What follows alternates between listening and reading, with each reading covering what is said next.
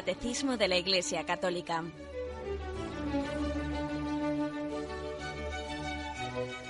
Un programa dirigido por Monseñor José Ignacio Munilla, obispo de San Sebastián.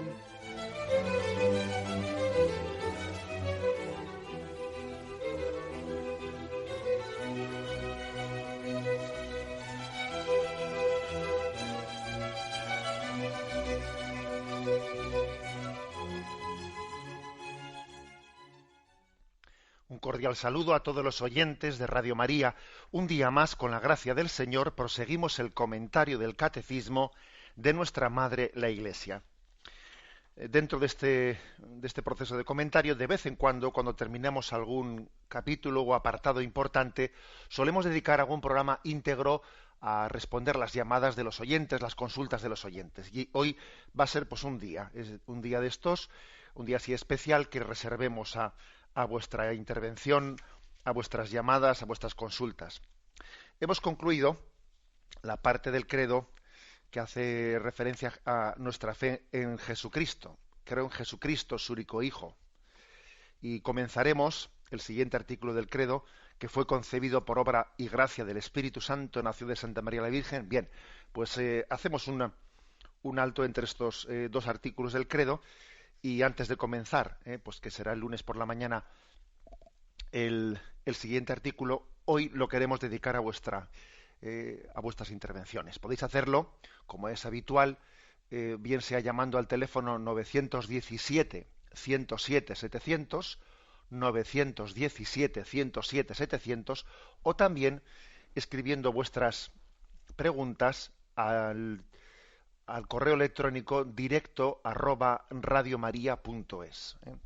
Como siempre solemos decir, procuremos pues dos cuestiones, que las preguntas que hacemos sean preguntas o de lo contrario, sino con quien nos ha cogido el teléfono, si vamos a hacer alguna intervención que no sea de preguntas, sino testimonio o lo que sea, digámoselo a la persona que coja el teléfono. Y también otra condición en nuestra llamada, que seamos respetuosos con todo el mundo. Alguien puede pues también hablar de un problema concreto, pero sin ponerle nombre, sin que nosotros hagamos de la radio un lugar en el que podamos faltar a la caridad a alguna persona. Bien, tenemos un momento de música y continuaremos enseguida.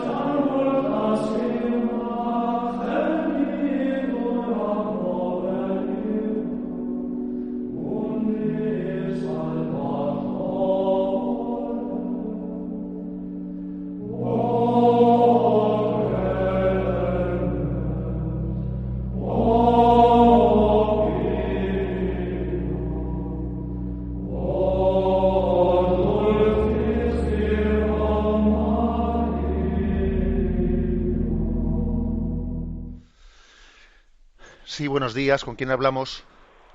Buenos días. Buenos días. Adelante. Soy Manuel de Sevilla. Adelante, Mire, Manuel. de que tengo Pues una duda bastante de que me da pues muchas vueltas cuando el diablo comentó usted de que tentó pues Jesús por el desierto. Entonces pues mi pregunta es la siguiente: ¿el diablo sabía que era el hijo de Dios? Porque si es así, es absurdo de que le tiente. Y Jesús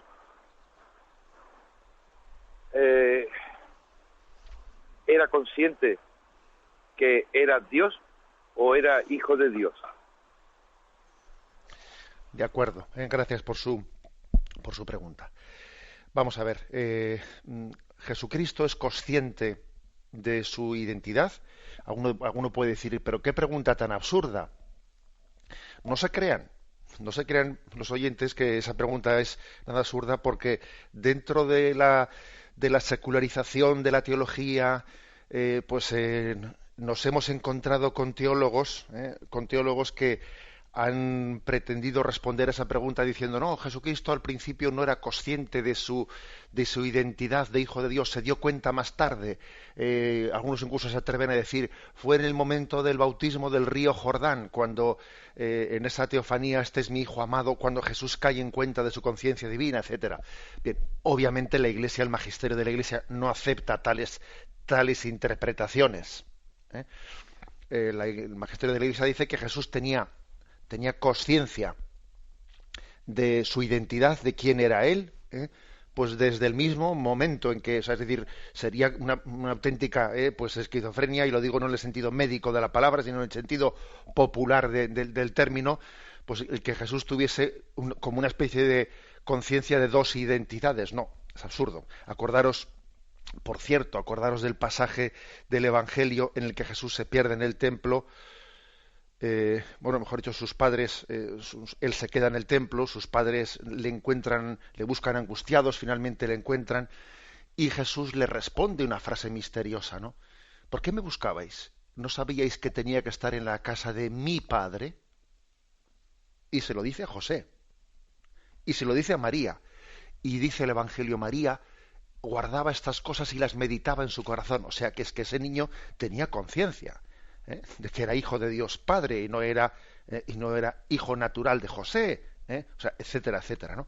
Bien, el matiz que ha hecho el oyente, pero él tenía conciencia de ser hijo de Dios o Dios. Bueno, esa distinción no existe, porque el hijo de Dios comparte la naturaleza divina, es una sola cosa con Dios, pero al mismo tiempo tiene una identidad filial que es distinta a la identidad del Padre. Bueno, la segunda pregunta que hacía el oyente es: vamos a ver, los demonios sabían quién era Jesús, y entonces, si lo sabían, pues, ¿cómo le tentaban en el desierto? Si es absurdo que le tentasen. No es absurdo, porque es cierto que él tenía el poder divino, pero es verdad también que lo tenía ocultado, lo tenía humillado. Es decir, en la encarnación, en la gloria, la fuerza de Dios se ha ocultado. Y la tentación del demonio era sobre todo una tentación mesiánica, era un intento de apartarle a Jesús de su camino. En la película de Mel Gibson de La Pasión se expresa de una manera hermosa, en mi opinión, esa tentación de Satanás en Gesemaní, cuando le dice: es demasiado peso para un hombre, diciendo: tú al fin y al cabo te has hecho hombre, con todas las consecuencias, es demasiado peso para un hombre llevar los pecados de toda la humanidad, ¿no? Es como decir: tú crees que vas a poder soportar ese peso. Es una tentación. La tentación mesiánica, claro, que es la tentación de las tentaciones para Jesucristo. ¿De qué va a servir tu entrega? Fíjate cuánto te lo van a agradecer. Tú que tienes esa visión beatífica con el Padre, tú que eres capaz de ver todos los pecados de la humanidad, fíjate cómo te lo van a agradecer. O sea, es una tentación potentísima, la tentación mesiánica. Damos paso a un siguiente oyente. Buenos días. Buenos días, monseñor. Sí, adelante. Javier de Madrid. Le escuchamos. A ver, es sobre el tema de los nombres que recibe Jesucristo. Dos preguntillas. Una es el nombre que se le da de Hijo del Hombre. A mí se me escapa un poquito. Yo intuyo que tiene que ver algo con el Antiguo Testamento, pero no lo tengo muy claro. El nombre tan extraño de Hijo del Hombre, pues no lo tengo muy claro. Y dicho esto, la segunda pregunta sería, pues estamos aquí comentando el catecismo después de 2000 años y de un montón de santos y de teólogos y Santo Tomás y San Agustín. Los contemporáneos de Jesucristo o no se enteraban de nada o tenían una gracia especial y se enteraban de todo. ¿Cómo es esto? Estas son mis dos preguntas, gracias. De acuerdo. Bueno, pues comenzando por lo segundo, que es muy interesante lo que dice el oyente, ¿no? Los contemporáneos de Jesús obviamente se enteraban de bastante menos, pues porque no tenían toda la tradición que había ido estudiando las Sagradas Escrituras, o sea, no tenían toda la tradición, la riqueza del magisterio, el comentario de los santos padres, de los santos, o sea, claro, obviamente nosotros somos unos privilegiados, porque es que es verdad que existe hoy en día un equivocado romanticismo, entendedme esto, porque claro, nosotros valoramos mucho lo que es la patrología, es decir, el estudio de los padres que vivieron cerca de Jesucristo. Pero no es lo mismo la tradición y la patrología pues que el romanticismo, porque es que el romanticismo piensa equivocadamente. Es un romanticismo que está ligado también con un liberalismo, ¿no? Que viene a decir, no, es que, vamos a ver, aquí lo que es auténtico es lo que se creyó y lo que se dijo en los tiempos de Jesús. A partir de ahí, pues como que el paso de los siglos lo que ha hecho ha sido como desdibujar la imagen de Jesús. Claro, el dogma de la Iglesia, todo eso, toda la vida de la Iglesia, en el fondo es como una especie de... no sé, como si el ramaje nos impidiese ver a Jesús, ¿no? Y eso es totalmente falso. Jesús prometió, yo os enviaré el Espíritu Santo. Él os irá iluminando poco a poco todo lo que os he dicho. Es decir, la acción del Espíritu Santo en estos 2000 años no ha estado en ningún momento inactiva y ha ido cada vez más dándonos una comprensión más profunda del mensaje de Jesús. De manera que hoy en día tenemos una comprensión más profunda del mensaje de Jesús que tenían incluso los contemporáneos de Jesús, o en el siglo I, o en el siglo II, siglo III. Eso es así, es decir, es un don muy grande tener toda la riqueza de la tradición de la Iglesia para comprender mejor la Escritura.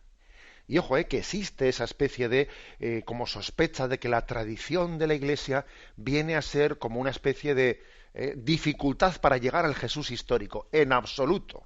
Quien diga tal cosa, verdaderamente es que no cree en la acción del Espíritu Santo. Bueno, y con respecto a lo primero, ¿de dónde viene ese título que se nos resulta un tanto misterioso de Hijo del Hombre? Bien, ha sospechado bien, no ha supuesto bien el oyente diciendo que, claro, hay que ver su contexto en el Antiguo Testamento, porque para nosotros la palabra Hijo del Hombre, pues, ¿qué quiere decir? Pues hijo de José o hijo de María. No ese es el contexto de la palabra.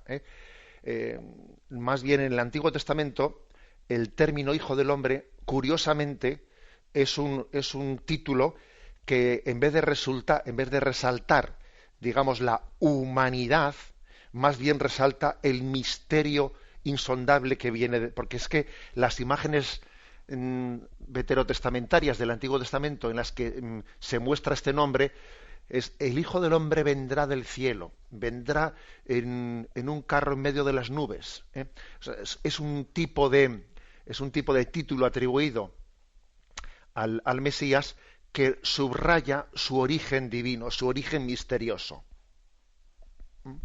Entonces, aquí lo importante no es fijarse en la palabra Hijo del Hombre, que más bien a nosotros nos daría a entender que en vez de subrayar su aspecto misterioso, subraya su origen, bueno, pues carnal. No, más bien es al contrario. Se trata de ver el origen en el que está afirmado el término en el Antiguo Testamento. Y el contexto en el que es afirmado el término destaca su origen divino. El Hijo del Hombre vendrá en medio de las nubes, vendrá a nosotros. Ese suele ser el contexto en el que aparece esa palabra. Damos paso a un siguiente oyente. Buenos días. Buenos días, monseñor. Sí, Soy Lourdes de Madrid. Adelante, Lourdes. Mire, mi pregunta es sobre el Salmo 110 que hemos estado hablando esta semana. Sí. Una persona me dijo, porque se sabe cuándo el Señor va a volver. Yo le dije, sí, dice, sí, el Salmo 110 lo dice, hasta que yo haga de tus enemigos el estrado de tus pies. ¿Se puede decir esto? Muchas gracias. Bueno, lo que ocurre es que esa promesa, ¿no? Hasta que haga de tus enemigos estrado de tus pies, se refiere a que finalmente en la parusía, en la llegada final de Jesucristo, el mal será sometido. Entonces, esta especie de cierto influjo que tiene el mal en este mundo, porque el reino de Dios se está instaurando, pero al mismo tiempo que se está instaurando el reino de Dios, el mal también tiene aquí su, entre comillas, reino, un contrarreino existe del mal. Bueno, pues entonces dice que hasta que haga de tus enemigos estrado de tus pies, se refiere hasta que todo el mal tenga que ser plenamente vencido por el reino de Cristo. Ahora, nosotros, a tenor de esa promesa, ¿somos capaces de ponerle fecha a eso? Pues no somos capaces de ponerle fecha. Tenemos esa promesa de que la llegada de la parusía supondrá también un vencimiento pleno de la lucha contra el mal, pero nosotros no somos capaces de ponerle fecha. Y acordaros del pasaje del Evangelio en el que dice, nadie sabe ni el día ni la hora. Bueno, si lo dice el Señor de una manera tan clara refiriéndose a la parusía, pues nosotros seamos humildes ante ese misterio. Damos paso a un siguiente oyente. Buenos días. Buenos días, padre. Adelante. Mire, un día le comenté que soy de un pueblo que no hay sacerdotes, que solamente vienen cada 15 días. Entonces pregunté si la misa de Radio María me podía valer, porque tengo 20 kilómetros a lo mejor para ir a otro pueblo, con el coche, ¿no? Hoy, por ejemplo, los viernes, pues sí, voy a una residencia y procuro oír la misa allí. Y otra pregunta es sobre que mi marido escuchó en la radio, o en televisión, no sé dónde fue, de un sacerdote que decía que había abusado de muchos niños y estaba abusando, pero que él no lo podía, que seguía igual, porque como él se confesaba cada día, que Dios lo perdonaba. Entonces, bueno, yo que he hecho cursillos sobre la Iglesia, sobre carismáticas, ¿no? No me parece normal que un sacerdote haga eso, ¿no? Y yo sé que es un hombre como nosotros, ¿no? Y puede pecar igual que yo y cualquiera, pero es un mal ejemplo, pienso, igual que el que está en esto de televisión también que ha entrado el otro padre. Gracias, padre. De acuerdo. Bueno, la verdad es que se me hace un poco raro que un sacerdote diga en televisión yo abuso de niños, pero me confieso y sigo adelante. Se me hace un poco raro. Me imagino que alguien lo afirmaría de él más que él afirmarlo de sí mismo. Bien, pero en cualquier caso, la respuesta que hay que dar es que, vamos a ver, son dos cuestiones distintas, ¿no? Alguien cuando peca tiene que tener, ¿no? Pues arrepentimiento y propósito de enmienda. Eso por una parte, no basta con un arrepentimiento que esté desligado de un propósito de enmienda. Pero en segundo lugar, hay determinados pecados que te causan tal daño al prójimo que habrá, lógicamente, quien tenga una responsabilidad de hacer un juicio prudencial de si esta persona podemos correr el riesgo de que a pesar de que pueda tener propósito de enmienda, pueda cometer un pecado. Entonces, imaginémonos ese caso, ¿no?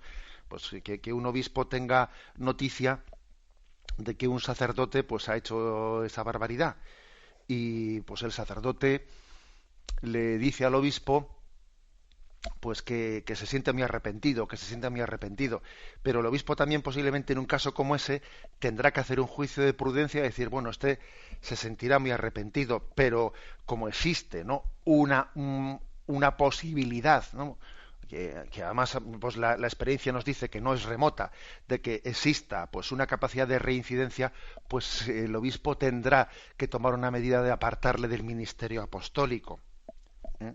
Quiero decir que, claro, ya sé que lo que estoy diciendo es duro, pero es que, claro, estamos jugando con la inocencia de unos niños o con un mal que se puede hacer al prójimo que es gravísimo. Por supuesto que él tiene que arrepentirse, por supuesto que tendrá que hacer un acto de contrición y, vamos, pleno, pero además de eso, ya no a un nivel interior, sino a un nivel de gobierno de la Iglesia, hay que tomar medidas que preserven la inocencia de las personas y a las personas inocentes del mal que podrían ser objeto. Porque hay un indicio de que ese mal podría volver a ocurrir. Damos paso a un siguiente oyente. Buenos días. Sí, buenos días, monseñor. Buenos días. Mire, yo le llamo desde Mallorca. Quería preguntarle, mire, cuando a una persona más o menos creyente en una conversación se le van dando respuestas a sus dudas sobre el cristianismo y por último termina descalificando a la Iglesia, o sea, tipo que nos engaña, que en un pasado no muy lejano el comportamiento de la Iglesia había sido igual que el de alguna otra religión muy difundida actualmente, o de su dudosa financiación, o bueno, más cosas. ¿Qué actitud tomar? O sea, cambiar, desistir, o sea, esto. Muchas gracias, monseñor. De acuerdo. Bien, es importante esa pregunta. Yo creo que nuestro apostolado, el que podamos hacer, ¿no? Pues que también tiene una dimensión apologética, porque es verdad que el apostolado tiene muchas dimensiones. No solamente es la apologética de hablar e intentar solucionar las dudas de la gente. El apostolado también tiene dimensiones que son más existenciales, es decir, también es hacer apostolado igual hablar de su familia, hablar de su vida, es decir, sin entrar en esa discusión apologética, también eso es hacer apostolado de otra manera, ¿no? Bien, pero la pregunta es, ¿y cuándo hacemos apostolado de una manera más directa apologética? Yo creo que también es importante ver cuando una persona quiere descubrir la verdad y tiene deseo de ella, o cuando en realidad lo que quiere es polémica. Y eso, ¿cómo se puede distinguir? Hombre, no es tan fácil, pero hay signos para distinguirlo. Y cuando alguien en el fondo lo que quiere es, pues nada, polémica y quiere, pues mire usted, es que no busca en sí respuestas, más bien busca preguntas. Hay personas que no buscan respuestas, buscan preguntas a ver cómo le pillo. Que eso también se ve en el Evangelio. Intentaban buscar a Jesús en una contraria, entonces le dijeron, trae esta moneda, le pagamos impuestos, ¿no? O sea, yo a veces me suelo acordar de este pasaje cuando veo a algunos periodistas intentando cazarle a algún obispo en alguna palabra, en alguna declaración, a ver si le pillo, a ver qué es lo que dice. Me acuerdo de cómo al Señor intentaban tenderle trampas dialécticas, ¿no? Ha dicho esta palabra, voy a sacar un titular. Bueno, cuando uno ve este tipo de actitudes, es que yo pienso que no merece la pena pues tener ese tipo de testimonio. Ahora bien, también es posible que haya personas que busquen limpiamente la verdad, pero bueno, luego también en ese diálogo con nosotros, pues nos suelten chaparrones. Pues mire usted, los chaparrones los acojo con humildad y con paciencia. Es decir, que se trata un poco de discernir pues donde hay un espíritu, ¿no?, limpio que busca la verdad o donde no lo hay, y conforme a eso hacer un tipo de testimonio, un tipo de apostolado o un apostolado con otro tipo de testimonio. Damos paso a un siguiente oyente. Buenos días. Sí, monseñor, vamos a dar paso a algunas de las preguntas que nos llegan. Buenos días. Vamos a dar paso a algunas de las preguntas que nos llegan a través de directo@radiomaria.es. Nos pregunta un oyente por qué nos cuesta tanto creer y confiar en el Señor. También todos, de alguna manera, somos idólatras. Nos preocupan nuestras cosas terrenas y las ponemos antes que a Dios. Muchas gracias. Bueno, ¿por qué nos cuesta tanto creer y confiar? Pues hombre, porque precisamente tenemos una carnalidad muy grande. Una carnalidad muy grande, eso de que yo solo creo en lo que puedo ver y tocar, esa afirmación es una afirmación en la que el hombre se funda en su carnalidad y entonces en el fondo quiere ser sí, hombre, pero más hombre animal que hombre espiritual, imagen y semejanza del Altísimo. Es decir, dentro de nosotros existe una lucha entre la carnalidad y la espiritualidad. Existe esa lucha. Y a veces cuando oímos hablar de la palabra carnalidad, nos pensamos que únicamente se refiere al tema de la pureza o de la sexualidad. No, que va. La palabra carnalidad tiene otras muchas dimensiones, ¿no? Y una de ellas es esta. La tendencia al materialismo, a pegarnos a lo que veo, toco, etcétera, ¿no? Y por eso es meritorio creer. Por eso es meritorio, ¿no? Y hay pasajes del Evangelio en los que Jesús se emociona viendo la fe. Mujer, qué grande es tu fe, dice Jesús, que se haga según tu fe. O sea, al Señor le emociona, le emociona la fe. Mujer, qué grande es tu fe. Nunca había visto tanta fe en Israel. A Jesús le emociona la fe, porque sabe que esa persona que está haciendo el acto de fe y de confianza está superando su carnalidad. Os invito a que os acerquéis al Evangelio observando cómo a Jesús le emociona el acto de fe de las personas a las que se dirige. Por ejemplo, aquella mujer cananea que Jesús le pone una prueba y le dice, oye, no está bien echar el pan de los hijos a los perros. Y ella dice, es verdad, Señor, pero también los perritos comen de las migajas que caen de la mesa de sus amos. Y Jesús se emociona por esa respuesta. Porque en vez de dejarse llevar de la carnalidad, de decir, pues tú no te metas conmigo, pues vosotros los judíos, no. Esa mujer no se deja llevar de la carnalidad, sino que hace ese acto de fe y de humildad, ¿no? Y a Jesús le emociona. Le emociona. Una pregunta más, adelante. Sí, María Teresa nos escribe a directo@radiomaria.es. Nos dice, cuando Jesús fue bautizado en el Jordán, hubo una teofanía. Sin embargo, San Juan, cuando estaba posteriormente en la cárcel, envió a sus discípulos a Jesús para preguntarle, ¿eres tú el que ha de venir? ¿Cómo se puede explicar? Alguna vez he oído que, según otra versión evangélica, no hubo teofanía exterior, sino una visión profética interior de San Juan. Muchas gracias. Vamos a ver, el hecho de que haya una teofanía no excluye el que pueda existir habiendo dudas en las personas que le rodean a Jesús. Por ejemplo, Pedro, Santiago y Juan fueron testigos de la transfiguración de Jesús en el monte Tabor. Pero luego Pedro le negó 3 veces a Jesús después, ¿no? Entonces, ¿cómo es posible que Pedro le negase a Jesús después de haber sido testigo de su gloria en el monte Tabor? Oiga, pues a nosotros nos pasa algo parecido, que también tenemos contradicciones en nosotros, ¿no? En cualquier caso, el hecho de que Jesús tenga, ¿no? esa teofanía en el río Jordán, claro, fijaros que Juan le conocía a Jesús, que es que era su primo, pero Juan le conocía sin haber llegado a conocerle interiormente plenamente. Es decir, estaba diciendo, bueno, este primo mío, pero ¿quién es? ¿Hasta qué punto es un hombre de Dios? ¿No? Claro, es que una cosa es decir, es un hombre de Dios, claro, en cierto sentido, todos somos hombres de Dios, todos deberíamos de ser hombres de Dios, pero claro, de decir es un hombre de Dios, a decir es el Dios con nosotros, es que, ojo, hay un salto muy grande. Por eso no nos tiene que parecer contradictorio el hecho de que se haya producido una teofanía y a pesar de eso Juan siga preguntando quién es este. O sea que la revelación de Jesús no tiene únicamente un momento, no, sino que es una revelación progresiva en la que vamos poco a poco adentrándonos. Damos paso a una siguiente llamada. Sí, nos escribe Paloma y nos dice, ¿podría explicar y al mismo tiempo aconsejarme cuándo es conveniente orar de pie tras el ofertorio? Pues hay presbíteros que invitan a ponerse de pie inmediatamente después, otros al comenzar con el Señor esté con vosotros y a veces a la mitad. Yo no sé nunca qué debo hacer. A mí me parece que nada más acabar el ofertorio, pues sentada no me gusta orar, pero también me levanto a veces yo sola y si una se ha sentado en los primeros bancos queda sola de pie. Bueno, aunque creo que tampoco tiene demasiada importancia. Gracias por todas sus palabras. Bien, pues la respuesta a esa pregunta es la siguiente. En el ofertorio hay un momento en el que es la oración de las ofrendas.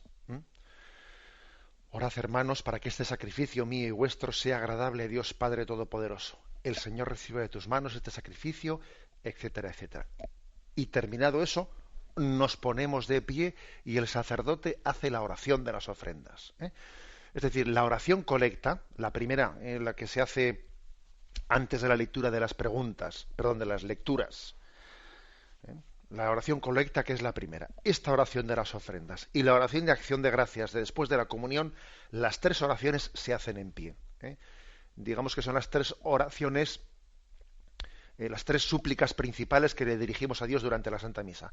La oración colecta, la primera, y terminada se sienta todo el mundo, la oración de ofrendas y la oración de acción de gracias. Esa petición a Dios, como la hacemos conscientes ante su presencia, se hace de pie. Por eso el momento de ponerse de pie en las ofrendas es cuando el sacerdote va a comenzar a hacer esa pregunta, terminada la respuesta, a orad hermanos para que este sacrificio, terminada la respuesta, nos ponemos de pie. Damos paso a un siguiente oyente. Sí, buenos días. Adelante, lo escuchamos, sí. Sí, mire, soy Mariela, de Madrid. Yo he tenido una conversión reciente, ahora unos 6 meses o así. Entonces, después de unos ejercicios, me dio por empezar a leer la Biblia, pero del Nuevo Testamento. Entonces he llegado a Mateo 10:34 y estoy confundida porque dice: no penséis que he venido a traer paz a la tierra, no he venido a traer paz sino espada, porque he venido para enfrentar a hombre contra su padre, a la hija contra su madre y a la nuera contra su suegra. Entonces ahí ya me he descolocado total. No sé si usted me puede aclarar un poquito y aconsejar si está bien que haya empezado por el Nuevo Testamento. Yo creo que ha hecho usted muy bien de comenzar por la lectura de los Evangelios, y le damos gloria a Dios por su conversión y por su acercamiento, que sin duda el Evangelio será su introductor, ¿no?, en esa etapa de formación que ahora usted necesita y ve que necesita después de una conversión. Bueno, pero es verdad que leyendo el Evangelio pueden surgir algunas preguntas, cuestiones. ¿A qué se refiere Jesús, ¿no?, cuando hay en Mateo 10:34 dice: ¿pensáis que he venido a traer paz a la tierra? No he venido a traer paz, sino espada. He venido para que el padre se enfrente con los hijos con el padre. Bueno, ¿a qué se refiere esto, no? Porque obviamente en otros pasajes del Evangelio Jesús se presenta como el príncipe de la paz y le dice a Pedro: guarda tu espada, que quien a espada mata, a espada muere. Luego hay que conjugar, ¿no?, pues esos textos uno con el otro. ¿A qué se refiere Jesús? ¿Cómo ha interpretado la tradición de la Iglesia este texto? Bueno, pues se refiere al hecho de que, claro, el seguimiento a Jesucristo pone, entre comillas, ¿no?, patas arriba nuestra vida, de manera que crea conflicto. Es decir, que seguir a Jesucristo, pues por ejemplo, que se lo digan a San Francisco de Asís. San Francisco de Asís, cuando el Señor le llama, tiene un revolcón en su vida, entrega todo su dinero a los pobres, echa por la ventana pues todas las telas preciosas, y su padre, que era un comerciante pues muy apegado al dinero, es que tiene un enfrentamiento con su hijo tremendo.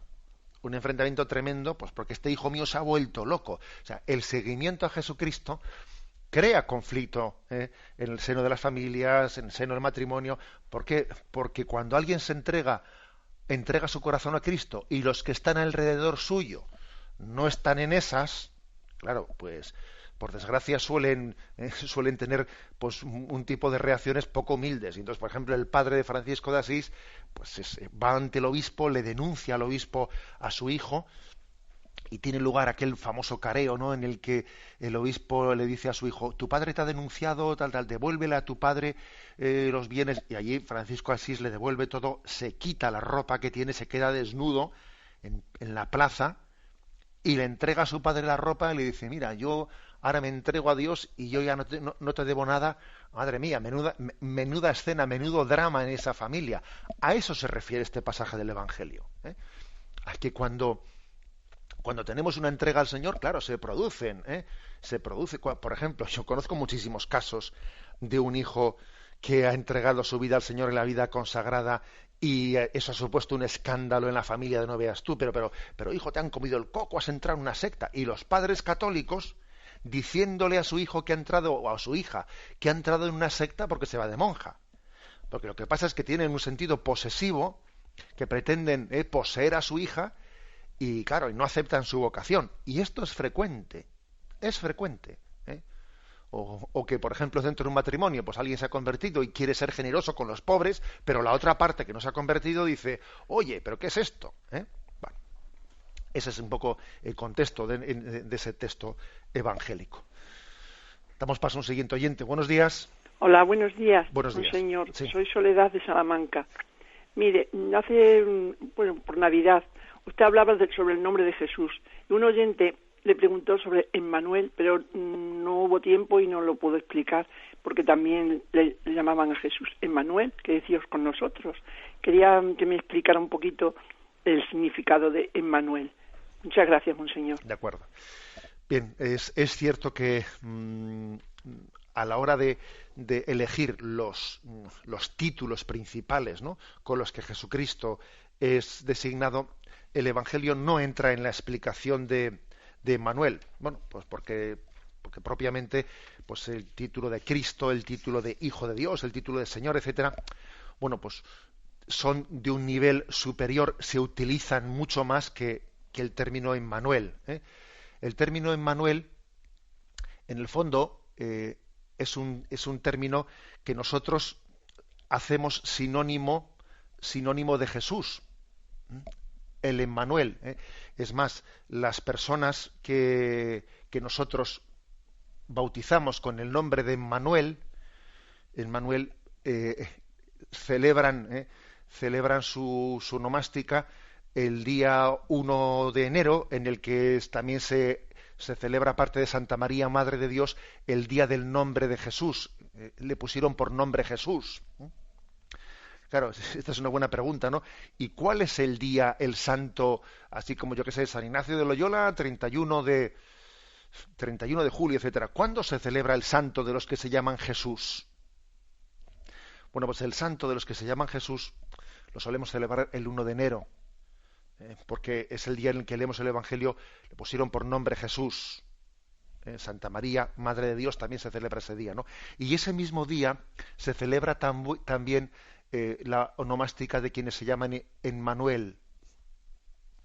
Por lo tanto, el título Emmanuel posiblemente no es tanto un título cristológico, es casi, ¿no?, equiparado a ese nombre de Jesús, y es verdad que el sentido etimológico de la palabra es este. Emmanuel es Dios con nosotros, así como la palabra Jesús es Dios salva, Emmanuel es Dios con nosotros.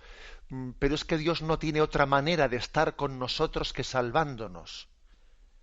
Dios no está con nosotros por estar, sino que está salvándonos. Luego, Dios con nosotros y Dios salva, pues los identificamos, ¿no? Propiamente, por lo tanto, la palabra Emmanuel podemos equipararla a la palabra Jesús. Damos paso al siguiente oyente.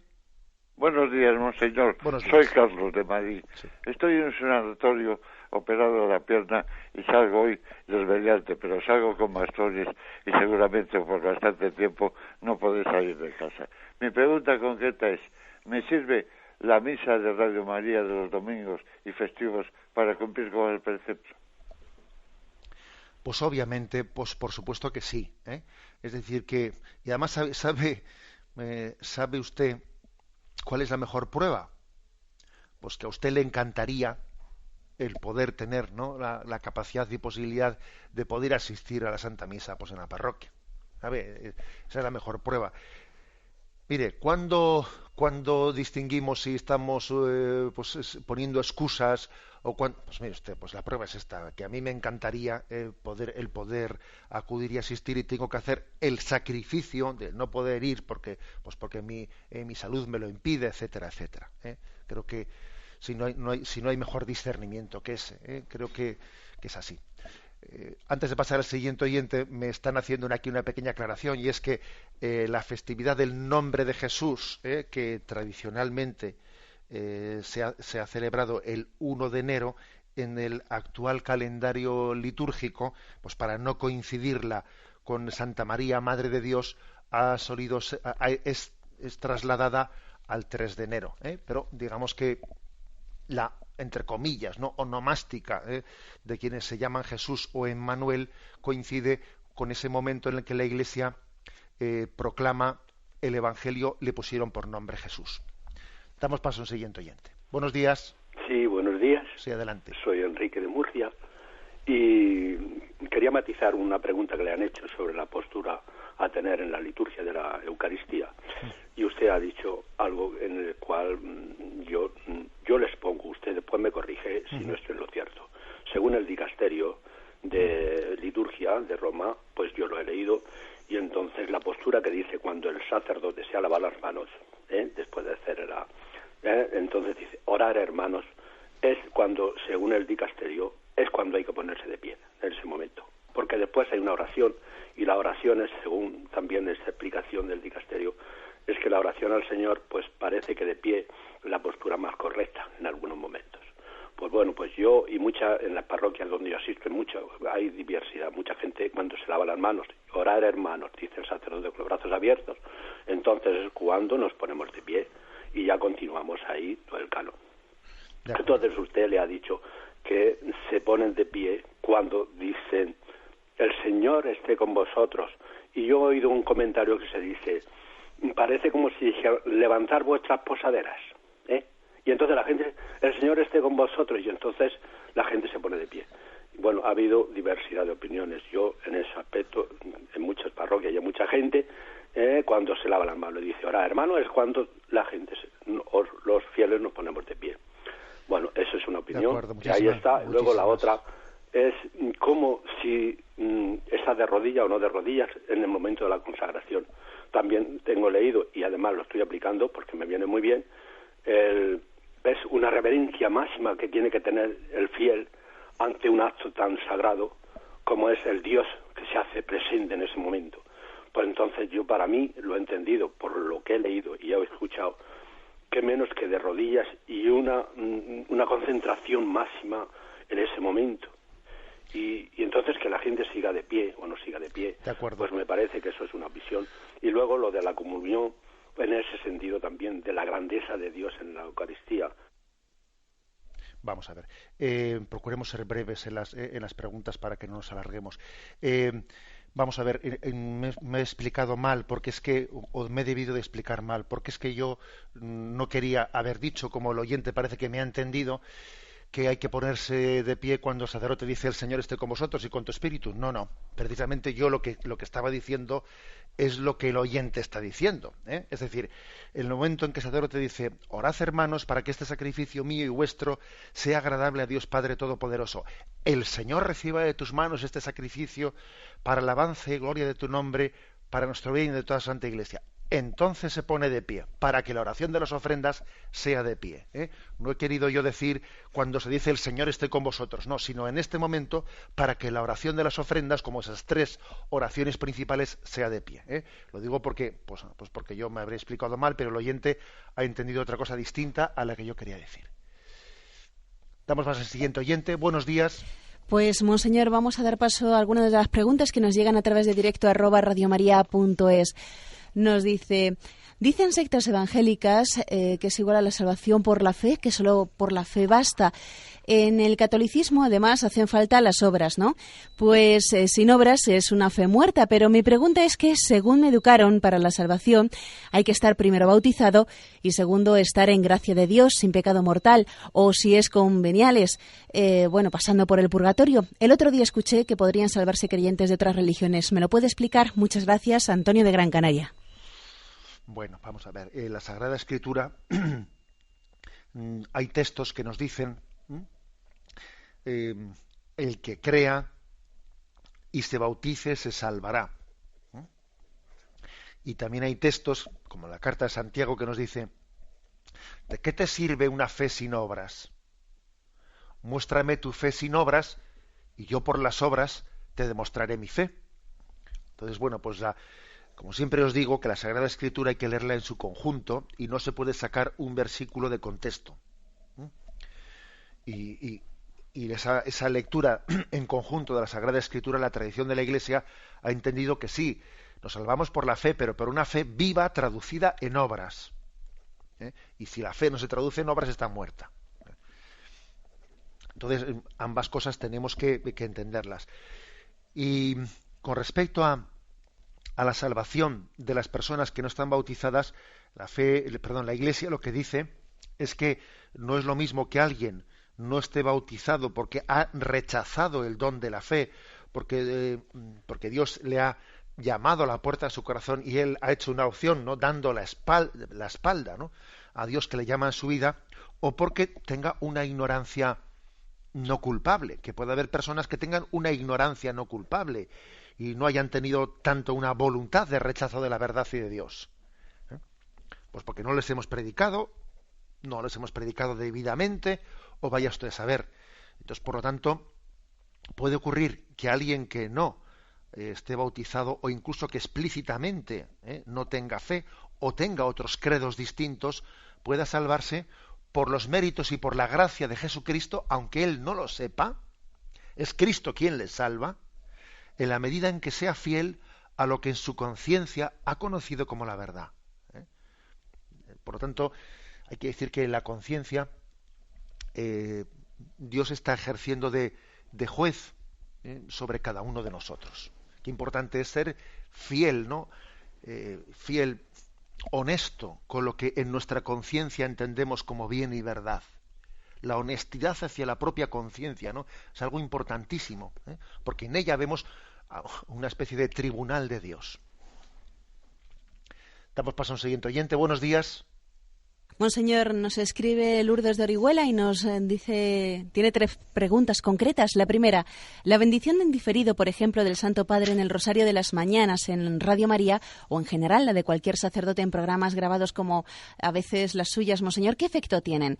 La segunda es su opinión sobre lo siguiente. Escuché la plegaria eucarística en latín hace poco en una Santa Misa transmitida por Radio María. Y la tercera, ¿sus explicaciones, Monseñor, son para siempre? ¿Dentro de 100 años sus explicaciones serían las mismas? Bueno, esta última pregunta no se me había ocurrido nunca. Vamos a ver. Yo creo que este catecismo de la Iglesia Católica que ha promulgado la Iglesia, ¿no?, pues hace 20 años, se cumplen ahora 20 años de esta promulgación, es un catecismo que tiene tal profundidad, ¿no?, y yo diría pues que ha hecho un estudio tan bien hecho, pues exegético, teológico, patrístico, etcétera, que estoy convencido que este catecismo, al igual que el catecismo de San Pío V, pues puede durar muchos siglos en la Iglesia. Dentro de X siglos seguro que se promulgará un nuevo catecismo, pues porque este catecismo, en su lenguaje, en su forma de expresión, quedará un tanto anquilosado pues por la forma en la que dentro de unos siglos se expresen. Ahora, el contenido de aquel nuevo catecismo será sin duda alguna el mismo que este, igual que el contenido de este es el mismo que el de San Pío V, pero es verdad que las explicaciones con las que en este catecismo del siglo XX-XXI damos, pues son mucho más directas, profundas, de lenguaje mucho más inteligible para nosotros que las del catecismo del Concilio de Trento. Entonces, ahora bien, ¿hasta cuánto tiempo este tipo de explicaciones que da ahora un obispo, pues en el siglo, a comienzos del siglo XXI, hasta cuánto tiempo serán actuales? Y dentro de X años alguno dirá, pero qué lenguaje tan raro es ese, no hay quien le entienda a este obispo hablando. Pues eso dependerá pues del cambio cultural que hará que los lenguajes pues puedan ser distintos, pero vamos, que no nos importa mucho eso, con todos mis respetos, me importa poco porque uno predica a los hombres de su tiempo. Y también es verdad que uno, por ejemplo, ahora lee a San Juan de Ávila y San Juan de Ávila dice, jolín, qué lenguaje, o a Santa Teresa de Jesús, ¿no?, qué lenguaje tan complicado, ¿no?, y, pues que es, por ejemplo, da muchas vueltas, no, muchos circunloquios, pero es verdad que el contenido de lo que dice es una maravilla. O sea que también hay que distinguir en qué sentido se queda anquilosado un lenguaje. Con respecto a lo primero que ha preguntado, bendición en diferido, o sea que, a ver, ¿qué efecto tiene una bendición en diferido y si queda grabada, etcétera? A ver, yo creo que no tenemos que ser tan cosistas a la hora de decir, ¿y esto vale? ¿No vale? vamos a ver, eso de que vale o no vale, tenemos que darnos cuenta de que los signos de Dios tienen el efecto también que nosotros le permitamos tener a los signos de Dios por nuestra apertura. O sea, una bendición se suele distinguir entre ex opere operato y ex opere operantis, ¿no? Y entonces existe esto, los que escuchasteis el tema de la Eucaristía, etcétera, dijimos que, bueno, pues que hay dones de Dios que son, digamos, ex opere operator, quiere decir que por sí mismo tienen un valor objetivo, y otros, sin embargo, lo tienen en la medida en que tú, subjetivamente hablando, te abras a ello. Entonces, una bendición, bien sea dada en directo o bien sea grabada, o sea, eso es lo de menos, no tiene un efecto super operato, es decir, no tiene un efecto que, como por ejemplo en la consagración, se produzca la transustanciación de que el pan y el vino se conviertan en cuerpo y sangre de Jesús. No. Tiene un efecto más bien en la medida en que uno se abre interiormente a ese don de la gracia, ¿no? Con lo cual, no seamos cosistas de decir, a ver, la bendición en diferido es válida, ¿no? Hombre, pues en la medida en que nosotros tengamos esa apertura de la gracia. Damos paso a un siguiente oyente. Buenos días.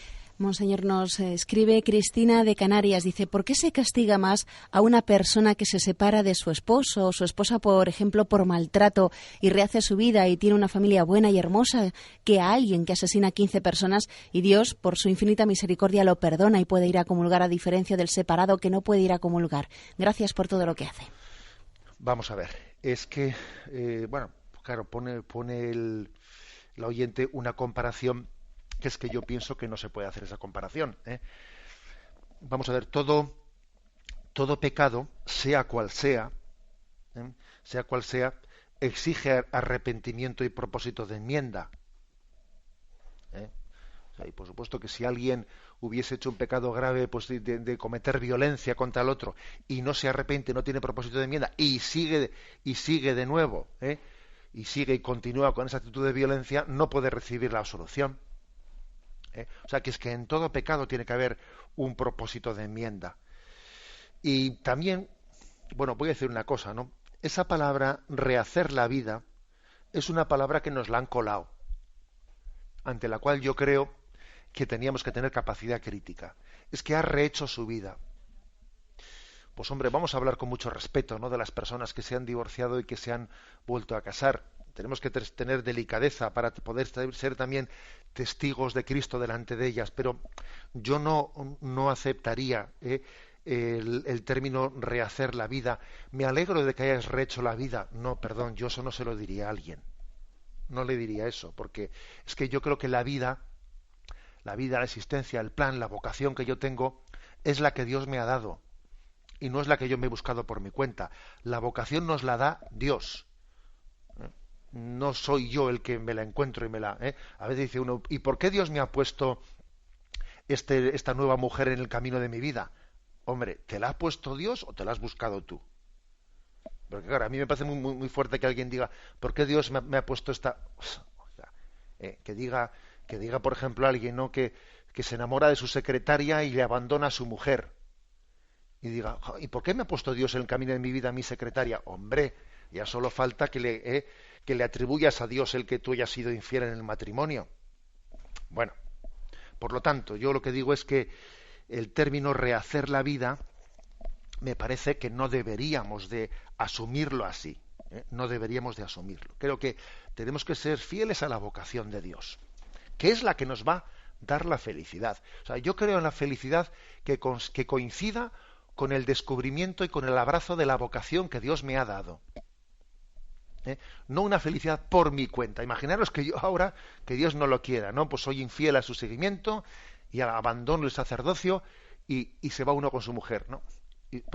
Con una mujer. Y entonces dice, no, es que tiene derecho a rehacer su vida. A rehacer su vida. Vamos a ver, ¿en qué consiste la vida? ¿En descubrir la vocación que Dios nos da o en buscárnosla por nuestra cuenta? Damos paso a un siguiente oyente. Buenos días. Hola, buenos días. Sí. A ver, yo quería saber si los planes de Dios es lo mismo que el designio de Dios o son cosas distintas. Sí, bueno, vamos a ver. Hay hay formas de hablar, ¿no? Por lo tanto, planes de Dios, designios de Dios, providencia de Dios, el destino de Dios. Bueno, todos esos términos para nosotros son sinónimos.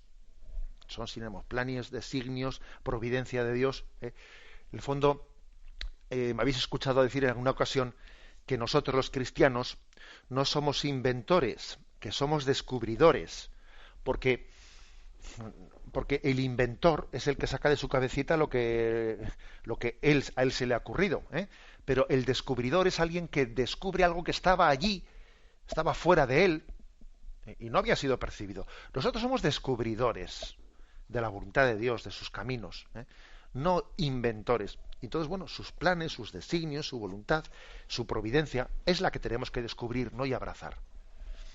Damos paso a un siguiente oyente. Buenos días. Buenos días, Antonio, sí, de Madrid. Adelante. Le deseo hacer una pregunta, porque que cuando nos referimos a nuestro Señor Jesucristo, yo creo que el 90 y tantos % de las veces le designamos con el nombre de Cristo. Si cuando el ángel le anunció a María y cuando en sueños a San José también le anunció, le dijo que iba a tener un hijo su esposa, le dijo, y le pondrás por nombre Jesús, que significa Salvador, como sabemos, y Cristo ungido, pero la mayor parte de las veces le designamos con el nombre de Cristo y no con o nuestro Señor Jesucristo con el nombre de Jesús también. Nada más, gracias, bien. Monseñor. Mire, eso depende bastante de los ambientes en los que uno se desenvuelva. También existe el riesgo contrario, hoy en día, que es más frecuente, el de llamarle Jesús subrayando la figura histórica, pero no llamándole Cristo. A mí personalmente me gusta especialmente el nombre de Jesucristo, porque subraya las dos cosas, ¿no? Subraya más su dimensión humana del hombre Jesús y su dimensión mesiánica del Cristo, del ungido, el enviado. Pues digamos que las dos cosas hay que integrarlas, y dependiendo de ambientes, dependiendo de momentos, de épocas, etcétera, uno observa que se suele subrayar más la palabra Jesús o la palabra Cristo. Bueno, digamos que la palabra Jesucristo pues es la más integradora. Vamos a dar paso a la última llamada. Buenos días. Hola, buenos días, monseñor. Sí. Le llamo de Pamplona, Moisés. Adelante, Moisés. Mire, quería preguntarle, porque me ha tocado últimamente una experiencia así, es acerca del magisterio de la Iglesia en lo referente a la moral y, sobre todo en el tema de la educación sexual y todo esto.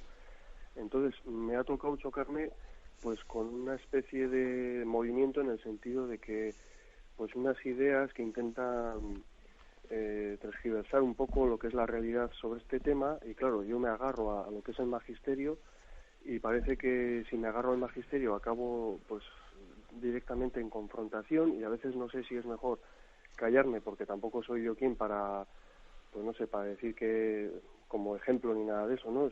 Pero claro, si me quedo callado y por evitar confrontar, pues lo dejas pasar, y ahí está un poco el dilema, no sé, es infalible, es un poco el tema, es la duda que me crea, por no meter la pata, por no hacer más daño, o porque a veces dices, pues hay que poner las cosas sobre la mesa y tal y como son, y oye, y las cosas son como son, no como nos gustarían que serían, ¿no? Un poco. De acuerdo. Bien, vamos a ver, usted, en la medida en que pues lo que está afirmando tiene su base en el propio catecismo de la Iglesia Católica, que ahora mismo el catecismo de la Iglesia Católica pues es una de las explicitaciones de la fe de la Iglesia, de las más concretas que tenemos, ¿no? Usted puede decir ciertamente que estamos hablando de una doctrina que es de fe, y por lo tanto no es su criterio propio, y tiene el derecho y tiene el deber de recordarlo allí donde se está igual difundiendo teorías pues que, por ejemplo, a veces en el contexto eclesial, por desgracia, también nos metemos goles en propia puerta y se difunden a veces en nuestros propios organismos de la Iglesia, a veces doctrinas que no son la nuestra, que es asumiendo doctrinas mundanizadas. Creo que sí que hay que decirlo. Otra cosa es que uno diga, a ver, ¿cuál es la forma más adecuada de hacer estas correcciones? ¿Las hago a solas?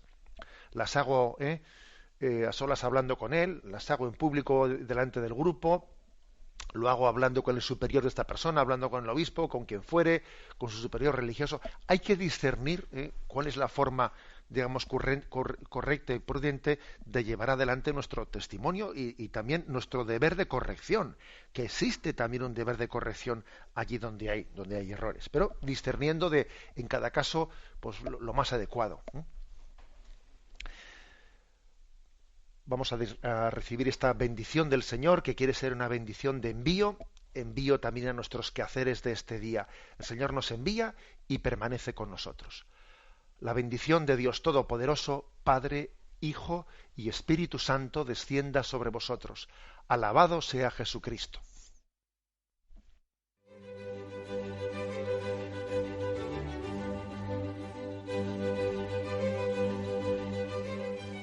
Finaliza el Catecismo de la Iglesia Católica, un programa dirigido por Monseñor José Ignacio Munilla, obispo de San Sebastián.